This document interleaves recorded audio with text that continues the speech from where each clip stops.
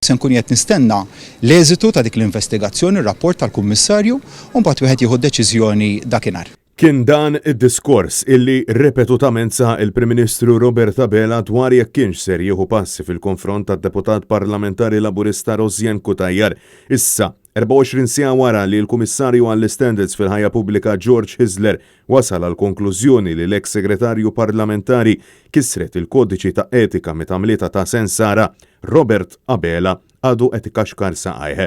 Kutajjar instabet ħatja biksur ta' etika mill-Kummissarju tal-Standards dwar kif irċeviet eluf ta' euro fi ħlas għal senserija minn beħ ta' proprjetà fl-Imdina wara li aktar kmini din is-sena kien ġie rrapportat li deputat Laburista rċevit aktar minn 46,000 euro f'senserija sabiex dan il-palazz jinbieħ lin-negozjant Jorgen Fenech. Negozjati waqfu ħesrem wara li Fenech kien ġie arrestat brabta mal-assassinju ta' Daphne Caruana Galizia lura fl-2019 bis-sidien tal-proprjetà jitolbu rifużjoni tal-ħlasijiet illi Rozjan Kutajjar qatt ma semmiet fid-dikjarazzjoni tal-assi illi għamlet fil-Parlament.